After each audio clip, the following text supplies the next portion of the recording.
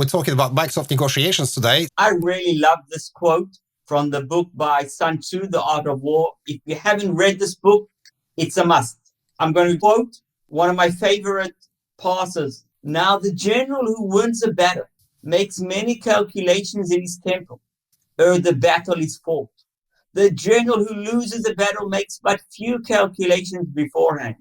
Thus do many calculations lead to victory, and few calculations lead to defeat. Now, one would ask, we're not at war, we're negotiating, but there are key similarities when you prepare for war or for battle and when you prepare for negotiation. And I think this is the essence of any negotiation, but Microsoft, especially because of the complexity of Microsoft, you need to be prepared.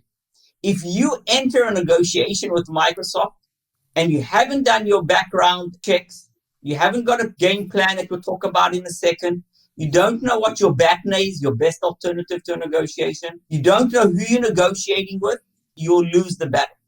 It's correct for any negotiation, but even more for Microsoft because of the size of Microsoft and because of the complexity of licensing and the size of the deals. If you don't remember anything from today, I want you to remember to prepare and take the time, not a month before, not 2 months before, but 12 months ideal, more fantastic, less you're pushing it because of the amount of preparation that you actually need. So let's get into now the details of what it means to prepare for Microsoft, what to expect from Microsoft, and how to win the game. Alex asked me, what kind of game plan do you think my audience should actually have in play? And we had a very interesting conversation about going through an internal preparation checklist of understanding how many licenses you have, looking at your inventory. That's absolutely true. If you don't know what you have, what's installed, what's being used, what you've purchased, and where that is, you're going to miss out on your game plan. But a game plan is much more than just your inventory. A game plan is, what is your strategy? What is unique to your organization that you are bringing to the table in this upcoming negotiation? Every negotiation is different. It depends on which country you are in. If you're in the US, which region are you in? What's going on with that account team, that Microsoft account team at that exact time? Are they meeting their quota? What do you need to do in order to leverage that? What is specific to your business that you can bring to the table and leverage? Are you moving to Azure? Are you moving to AWS? Are you a Google player as well?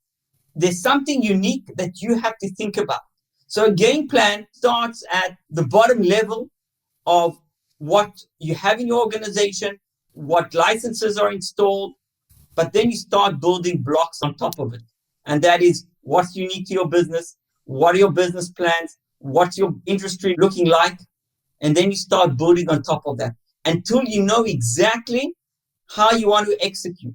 So you know exactly what that looks like, what you need, and then you need an execution plan. Tell me if I'm a bit preliminary. When somebody is putting together this game plan, would you suggest having almost a role play, large group discussions? And thank you, by the way, for mentioning inventory. I wanted to emphasize to everybody that every time when I was a part of Microsoft negotiations, and I'm a big fan of being prepared, if there was no clear vision of the inventory, Microsoft sniffed that out immediately. Yeah.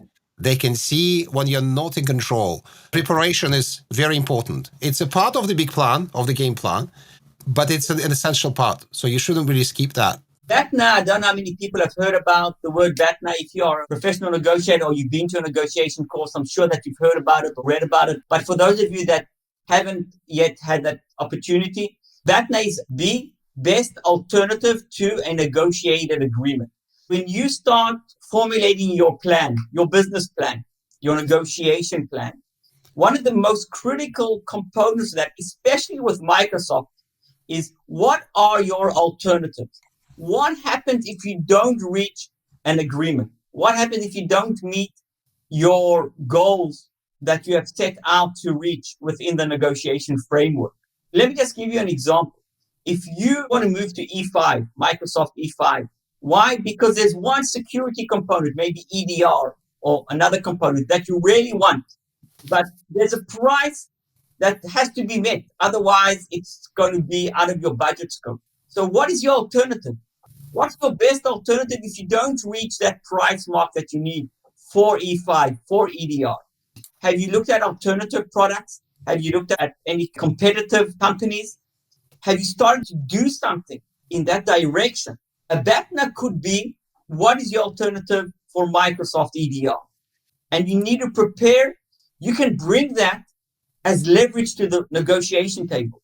It gives you the confidence many times that you've actually got an alternative. Because if you are negotiating, especially with Microsoft, where it looks like that the game's already been set, and you don't have that confidence that you have an alternative, you'll negotiate like you don't have an alternative. Microsoft will understand that. They'll feel that.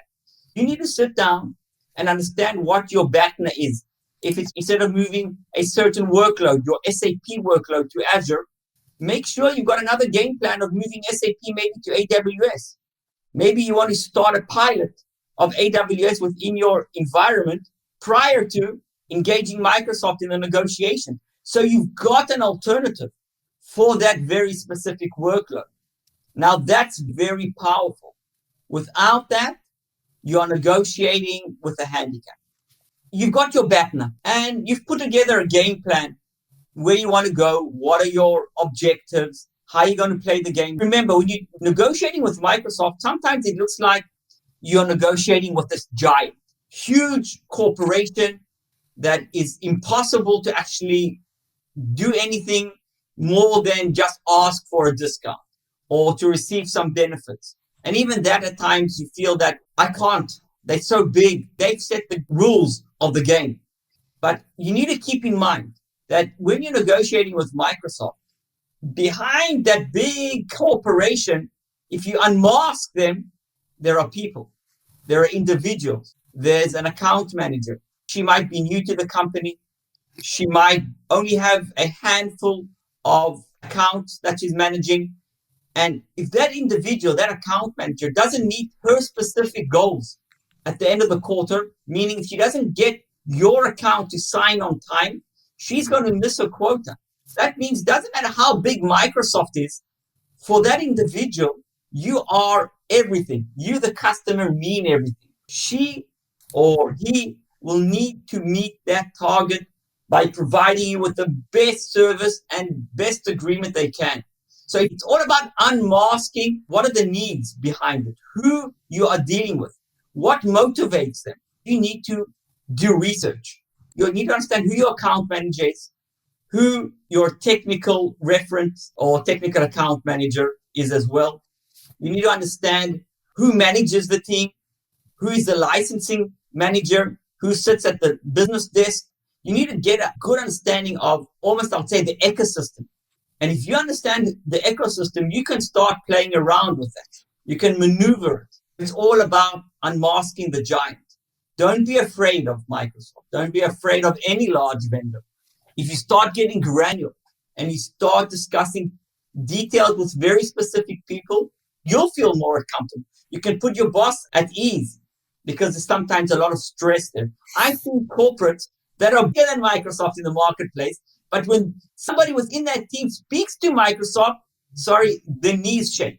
Why? Because it's Microsoft. Can I ask you about that, Darren? There's an impression from almost every customer of Microsoft, except for the big ones who have already been in these battles and they know they can win. There's an impression you can't really change anything in the Microsoft agreement. You can't negotiate anything. You shouldn't even try. With Oracle, people do try. Oracle is very expensive and people do try and they get some concessions. Sometimes Oracle would in return sneak in something into their agreement. Oracle is very flexible around agreements. Microsoft never really changed the actual text of the contract. What's your word of advice? Obviously, you're saying don't be afraid, but how small you must be to absolutely be unable to even start negotiating with Microsoft? So where's that threshold where you can comfortably go back to Microsoft and say, you know what, dear Microsoft, I'm not getting value for money. Shall we discuss this? I'm going to say it depends, and I'll tell you why it depends. You can be an organization of 500 users, a small organization, but your organization sits in Cyprus or in Greece. For Microsoft, Greece or Cyprus, 500 user organization is it's not a big organization, but it's an important organization. So you've got negotiation leverage. If you're a 500 user organization and you sit in the United States, for example, you're not going to negotiate like you're in Greece. You are going to have to engage your LSP or your reseller, depending on who you work with, and you're going to find specific leverage points to use on your reseller or on your LSP, so they can go back to Microsoft and negotiate or bring you some kind of benefit on your behalf. It might not be changes in the actual terms and conditions of the agreement, the T's and C's, the legal stuff. It can be done, but you need to be a substantially large organization than 500 users. It can be done. You can negotiate terms and conditions. You can change legal terms. Again, you need to be big enough. Don't be afraid. If you're big enough, 15,000 users and above, I've seen that many times, you can negotiate terms and conditions. You need to set the stage for that. Find the right leverage point. You need to understand your position in the market, your position in relation to your country, to your region, to your vertical. So there are a lot of variants that you need to look at. It's not one size fits all. There are people, obviously in Microsoft, who have their own quotes and targets. And I was told, for instance, that if an account manager doesn't meet their targets, they could be even fired from Microsoft. It's a pretty brutal culture, although it's a friendly company. But if you're not meeting your targets, why would we keep you? That's what I was told. I've never worked for Microsoft. What I noticed is when I started working with larger accounts is that the relationship with those account managers never stops. They're always on site. There are some technical account managers talking to technical teams about deploying stuff to Azure or helping them with virtualization or describing them the benefits of the new security package or passwordless authentication. And the account manager is always around. How do you manage that you still maintain that friendly relationship? Because you want to maintain that small talk. You want to know what they are about as human beings and what drives them. Maybe they have a vacation planned and you understand they might need a bonus by that time. But at the same time, how do you not disclose too much to them? Because the more they know, it depends, but you are not in a good position, are you, if they know too much? Microsoft are really professionals when it comes to getting to know your organization. Usually they have multiple sources of information coming in from various people, either within their partner ecosystem or within the account team that are working within the organization. And the account manager, don't be fooled. They are collecting that data. They have weekly calls or monthly calls with the entire team. And they know exactly what you've deployed, what you're planning to deploy, which competitive technologies you're looking at. And they have a profile on you. And they will use that profile when they negotiate. You touched on a very good point. Microsoft as an employer is a very aggressive employer.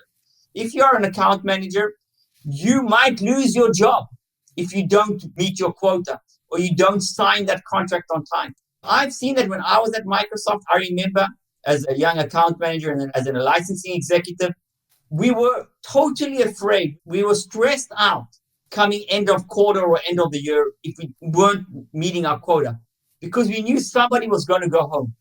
Always somebody goes home. They have a policy where they refresh every single year a certain percentage of their employees. So somebody's going to go home.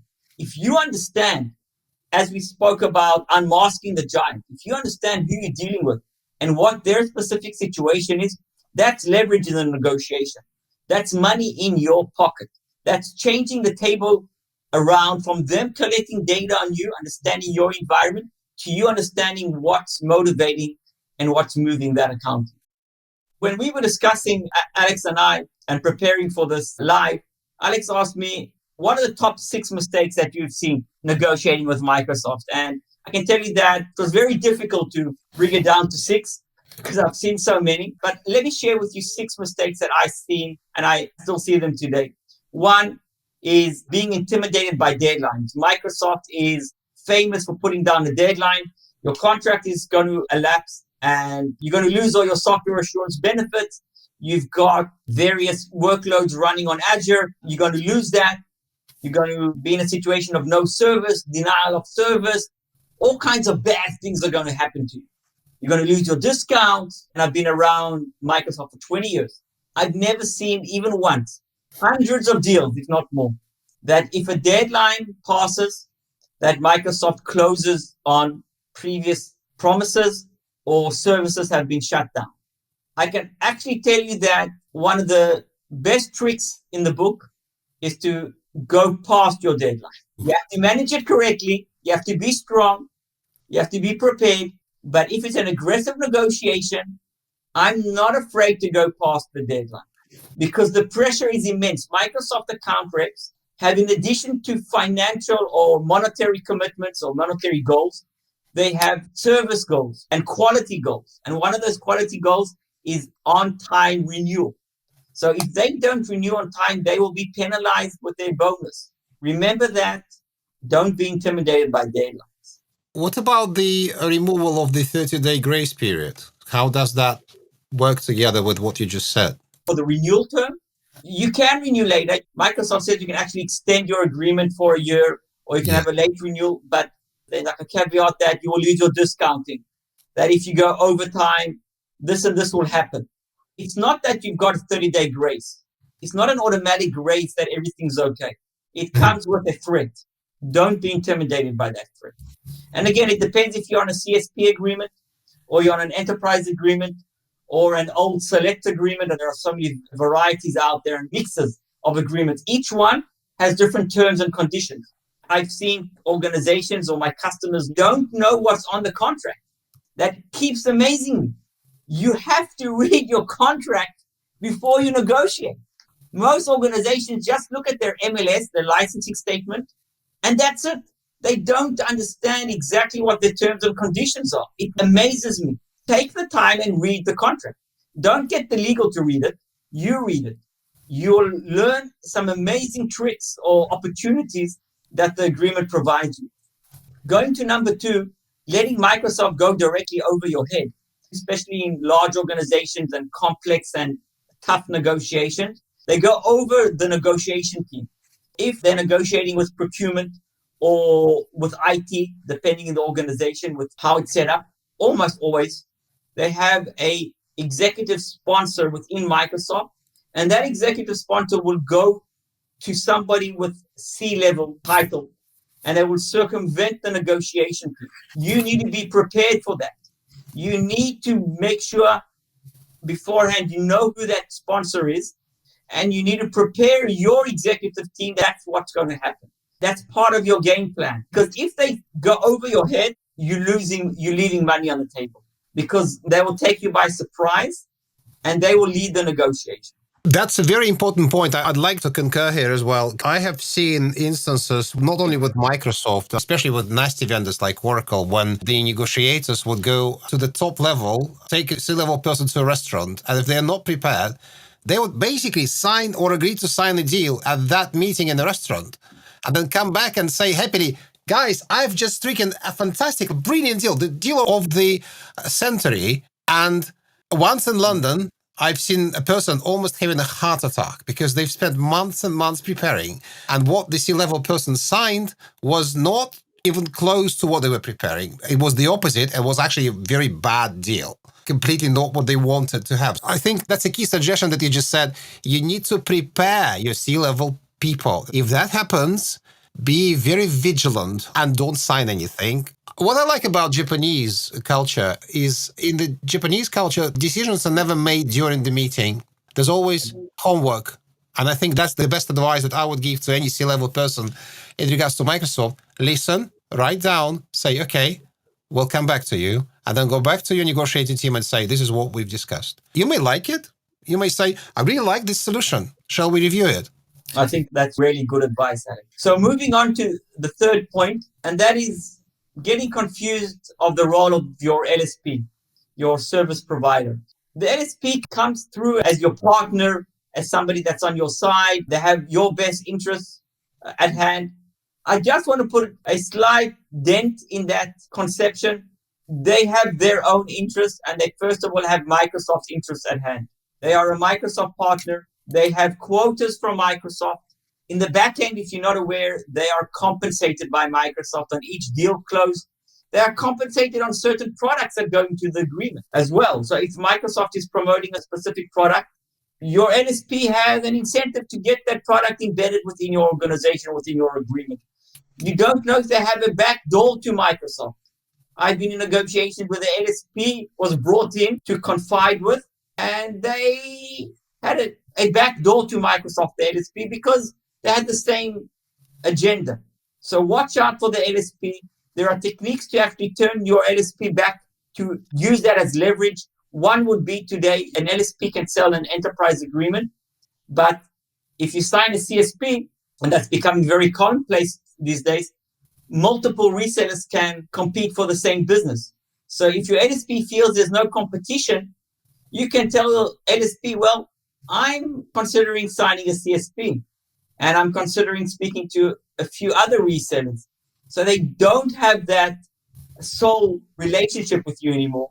And they might just step in and help you in the back end get a better deal. So think about how you can leverage your LSP next time. Getting a late start, we touched on that at the beginning. Don't start a month before, don't start 3 months before, you've lost already. Try get a minimum of 6 months head start because it's so complex and so big. If you can start 12 months beforehand, fantastic. Microsoft has a very well set out T-18 plan. Their account team is engaging you 18 months before. They're pushing technology. They're getting new stuff in there. They're putting incentive funds within your organization, getting partners to engage you. That's part of the renewal process. The negotiation has already started 18 months prior to your renewal. You might have not realized it, but they've started. So you start as well. Letting Microsoft take the lead. In any negotiation, don't let the other side set the tone of the negotiation. Don't let them sit in the driver's seat and take you where they want to.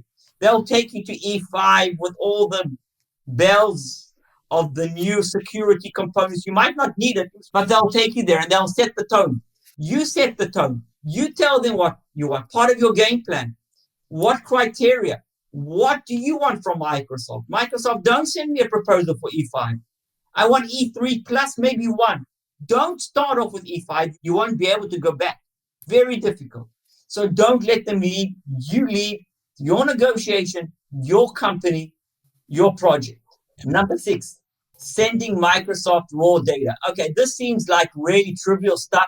You might not do it, but I can tell you that maybe somebody in your IT department, some low-end, technical guy, has a good relationship with the Microsoft technical account manager with one of the partners, and they're just sitting over coffee, and they've opened up the Flexera or License Dashboard or Snow, whatever. They've opened up the dashboard, and they're looking at Active Directory numbers and the number of deployment of Visio and what's happening with your newer state in SQL Server. Your data is leaking. That is fueling Microsoft and giving them an advantage. So it's not only about sending in an email your raw data. It's about making sure your technical team is not sharing anything and that the wrong people don't have access to your information because you want to control the flow of information. I'm not saying keep secrets and don't have a full disclosure or be under license. But if you are cleaning up your environment or you're going through a large project of moving or downsizing or changing your server environment, you don't want Microsoft to know that. You want to do it slowly. It might take longer than you thought. You don't want to give them any leverage. Look out for leakage of data. It will put you in a bad situation when that gets out. And it gets out. I've seen it multiple times. Yeah, I've seen data leaking through low-level relationship between a techie from Microsoft and a techie from a company, and they would have some really good friendship. You must remember that that person still works for Microsoft, and he may be interested in selling you more, and he may be even not even thinking about selling you more. He could be very excited about the new technology, and now he's seen or she's seen that there's an obvious setup to sell you that. You're missing something vital from their point of view. Therefore, that's going to be not just pushed towards you.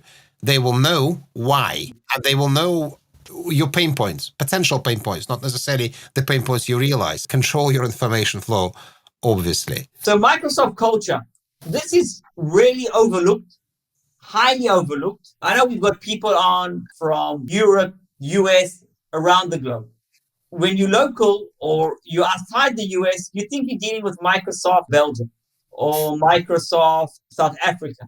and you think this is a South African mentality or it's a Belgium or Netherlands mentality, and you act as you would in your own culture. There are vast differences in culture negotiation, vast. But you need to remember, Microsoft is an American company managed by Americans. It's American culture. It's a different set of doing business. From one perspective, it's much more aggressive when it comes to negotiation from pricing perspective, where I've seen Europeans, large organizations, mainly discuss legal terms and conditions and usability, where the Americans are very open and comfortable aggressively discussing pricing and discount and terms and conditions of payment and more and more. So one, you need to understand that you're dealing with an American culture. I could speak an hour just about the differences between cultures in how you deal in the US, how the hierarchy is compared to somebody in Japan, how they conduct the business, how Microsoft works with business desks, where it's accumulated to regional business desks and then goes up to the US business desk if it's needed. And discounting in the US, I can tell you, sometimes gets even more aggressive than in Europe, depending on the country. Belgium, not the Netherlands. Netherlands is not France, is not the UK. My US counterparts are much more aggressive when it comes to negotiating discounts. They feel more open than my European counterparts many times. Remember that. I would investigate that. There's some incredible information on culture negotiations on the web, or you can reach out to me. I'm happy to help you out on that. But you can learn a lot on how to deal with Microsoft, even if you're in France. You can talk with somebody in France, but imagine that person has got an American boss. That's who you're actually negotiating with. Keep that in mind. Say you're in Cyprus, you talk to the local account manager, so your deal is still approved by the States, isn't it? Many times it goes up to the regional desk. It could be in Turkey. It could go to Ireland. They've restructured a bit, so Ireland has a business desk that takes care of Europe. But if it's a really big deal, it will go all the way to the US. And in Ireland, the people that are managing the business desk sometimes are Americans. Or the rules, the empowerment rules, something that you remember, Microsoft has empowerment rules, are set up by the corporate, by US corporate. It's not local. It's corporate America. Shadow negotiators and empowerment holders. I myself have been a shadow negotiator for 15 years plus. Many times when I work with customers, I work in the back end. I call it in the shadows because nobody really knows I'm there. It works really well. But you must remember that when you're negotiating with Microsoft, there's somebody in the shadows behind your account team that's actually pulling the strings. That's why I want to talk about shadow negotiators. Shadow negotiators can be consultants on your side, but many times the people that you're negotiating with aren't actually the decision makers.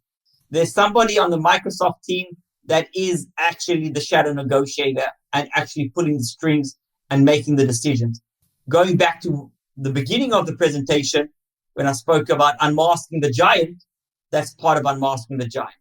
Empowerment holders are not only decision makers, because Microsoft has a very well set out empowerment list. Each one has a different set of concessions that specific people in the organization can actually provide. You can look at them as decision makers, but they're not usually decision makers. Sometimes they just sign on the block. So Microsoft's team has to provide a really good business case. So you need to help the Microsoft team with that business case so they can articulate and be your agents, your ambassadors within the organization to get to those empowerment holders if you can't, and represent your best interests. Put yourself in their shoes. This is an exercise that I recommend to do all the time. I recommend doing it at home with your spouse as well. Imagine that you are an account manager and you've got a quota. You might lose your job. You might not get that bonus that you want. Huge, immense pressure. So put yourself in their shoes. Try and vision yourself selling to yourself.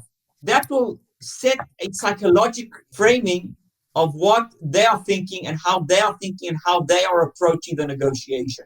It's a bit of a mind game that you can play with yourself. Take your notepad and write down 10 things that you think they are thinking about, your account team's thinking about when they're planning your negotiation. Very, very powerful. Imagine that you've actually negotiated this deal and their promises have been made. Some of them have been verbal. Some of them have been in emails. Others are in the actual proposal. And then Microsoft comes back and provides you with their vanilla agreement with the pricing, and they say, sign here.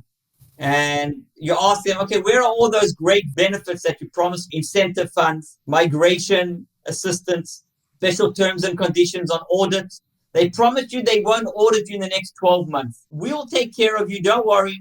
Nobody's going to audit you. But it's not in the contract. If it's not in the contract, it doesn't exist. No side letters, no verbal commitments.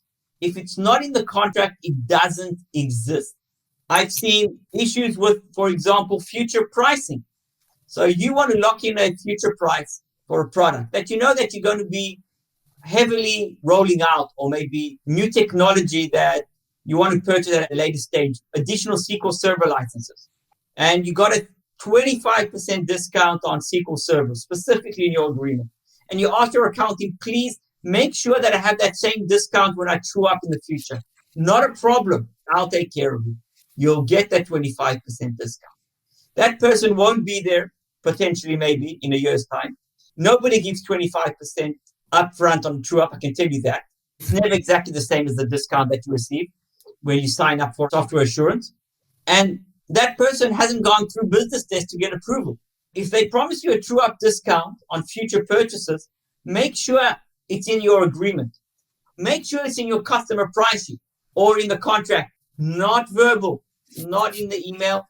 Keep that in mind. Get everything in writing. Not in writing doesn't exist. I would also suggest, because that happens post-negotiation, when you get all your agreement paperwork, keep every single paper, because almost every single paper, except for the framework agreements, is vital. There may be some things, notes, especially if those are bespoke terms that will be in a CTM addendum. Never lose them. You need them all the time. You need them to conduct internal reviews. You need them in case you have an audit. You need to show them to the auditors, because they won't have the data. They might go back to Microsoft and ask Microsoft to provide them, but they would be expecting you to have everything yourselves. Whatever you agree during the negotiation, especially, get it in writing, but also keep that then. When you get that in writing, keep that. How many times have we seen, Alex, from your experience, when you're coming to a renewal and you ask the customer, please provide me with your documentation from your previous agreement. And they come back and they say, I've got no idea where my contract is. Every single time, same story. That's amazing, because you don't know what's in the contract. You don't know what your terms and conditions are. If there have been any amendments, you haven't got a clue. It's so basic. What I've seen is that when the contract is signed, it goes into a file, virtual file, and all the benefits that are within the contract are not even realized. For example, for classroom rights, I don't know how many people are even aware that there are free classroom licenses for your educational facility within your organization. How many people know there are 20 licenses? 20 licenses is $20,000, $30,000, $40,000. There are server licenses, there's project, there's Visio that can be used. Nobody actually knows that. And they go on and they pay another $20,000. Let's just give Microsoft money. It's there in the contract. And there are a few more things. People don't read the contract, and then they don't roll out the benefits they actually have. And that's just a very small example. Please read the contracts and make sure you roll out your benefits that you actually receive.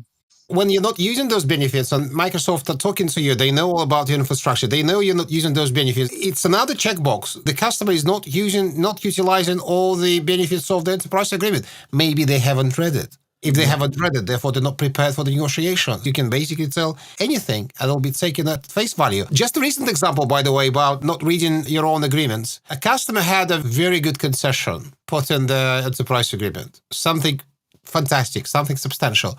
With a caveat, Microsoft also managed to put there, they fixed the product terms to a certain date. Did they know that they're going to change the rules?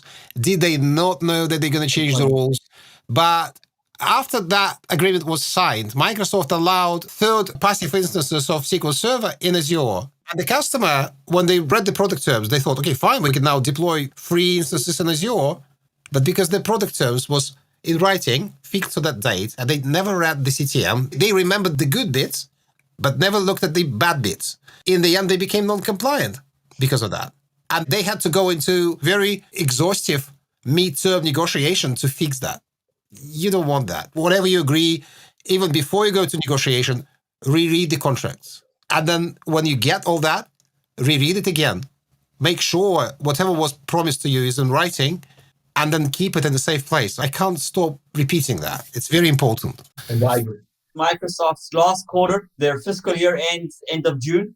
If you've got a renewal at hand, I think you understand that this is when things potentially can get ugly. Ugly because they're under a lot of pressure to close the deal. They don't want it to go into the next year. As we talked about account manager goals and incentives. But on the other hand, this is an opportunity for you as well. Even if Microsoft is putting a lot of pressure on you, you come to the negotiations calm. You breathe. It's really key. You have to be calm. It doesn't matter how much pressure Microsoft puts on you. You need to breathe. Because if you breathe, the pressure goes back onto Microsoft. You've got time. Don't stress it out. Meet those goals that you've set out to achieve.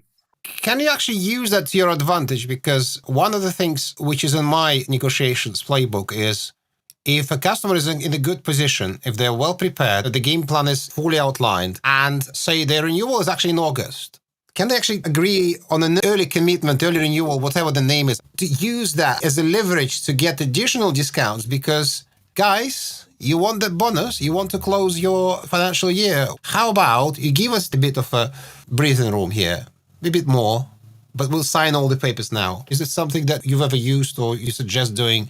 Because you have to be careful with that. So first of all, you're giving away all my secrets, but it's out there, so let's share it. You're absolutely correct. That is very powerful. It's not only about not being intimidated by deadlines, it's about playing the game in reverse. An early renewal is highly compensated within Microsoft. So if the account team brings in an early renewal, first of all, they will be compensated internally, but they will reward you. You can get additional benefits by bringing it in early. So you need to play it carefully.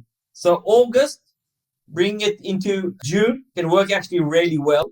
So you need to see where your agreement falls. Or you might have multiple agreements. Or you have gone through a merger and acquisition. We haven't even spoken about mergers, acquisitions, spin-offs, where things get really interesting, where you have a couple of agreements and they have different end dates. You have a CSP, you have an enterprise agreement, you have old select licenses that you got from another company that you just purchased. We can get into more complexity because it really doesn't end there. And you want to consolidate everything. What an opportunity to negotiate. What's the timing for that? What I personally believe that every negotiation is unique. Every customer case is unique. It might seem generic sometimes. It's not really generic. It's got the same rules of engagement. You understand the rules of engagement. That's where the game plan comes in, and understanding the ecosystem and some other things we discussed and the culture. And if you find that very specific leverage point that's unique to your organization, you bring it to the negotiation table, that's where the difference is going to happen. That's where the magic is going to happen in the negotiation. I get always questions about discounts. What discounts are out there today? Can you receive discounts? We've heard Microsoft isn't providing discounts. You can definitely receive discounts. They haven't gone away. It's tougher than before. It's tougher to negotiate. But using the right leverage point, finding that unique proposition within your organization, you can definitely leverage and receive higher discounts or improved terms and conditions than Microsoft might want you to think. Negotiate. Don't be intimidated, not by Microsoft, not by Oracle, not by SAP, not by any vendor, regardless of the size. You are unique. We have one question from Ruslana, which is, what do we need to do if Microsoft go through our head and to CEO, CTO directly? What if they did and you didn't prepare the C-level? If they've already done that and you weren't prepared, I would say that you are in a tough situation. They've already circumvented you. You need to engage your CEO and or C-level, whoever that is, very quickly. You need to make sure that they go back to Microsoft, and this is about you managing the relationship internally. They go back and they push back and they say, this is not the right time for us to engage with you. We'll be very happy to have this conversation once my team provides me with final approval that most of the points have been agreed upon. I've got my team. They're doing a fantastic job. I have full confidence in them. Once they finalize it and there's some issues to close, I'll be happy to have this conversation. So that's what I would do in a case where they've already gone over your head. Thank you, Daniel. Thank you for being with us today.